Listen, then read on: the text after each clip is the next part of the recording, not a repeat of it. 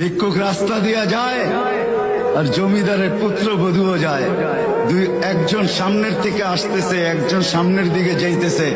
দুইজনের ক্রসিং এর সময় ভিক্ষুকের গায়ের কাদা জমিদারের পুত্রবধূর গায়ে লেগে গেছে। সে দুনিয়া আন্ধার করে ফেলছে, স্বামীকে ডাইকা নিয়ে আসছে, বলছে ভিক্ষুক আমার কাপড় নষ্ট করে দিছে। সে শুধু ভিক্ষুক ছিল না, বৃদ্ধ ছিল। বৃদ্ধ ছিল না শুধু, জীর্ণ ছিল, শীর্ণ ছিল। শরীরে কাপড় ছিল না, ফাঁকিরা কাপড় ছিল। পায়ে জুতা ছিল না, পেটে ভাত ছিল না। জমিদারের পুত্র সইতে পারে নাই, যৌবনী শক্তি সয় কি কইরা তার স্ত্রীর গায়ে ভিক্ষুকের কাদা। বস সমগ্র শক্তিকে হাতে জমা করা, একত্র করা বৃদ্ধের গালে বসায়। বৃদ্ধ কিচ্ছু বলে নাই, শুধু উপরের দিকে তাকায় তিনটা শব্দ উচ্চারণ করছেন। শব্দগুলা হলো ইয়া মাল্লাহ তারা হলো ওয়ুন, ও আল্লাহ চোখে দেখা যায় না। ও তারা কুল্লা শাই, তুই সব দেখিস।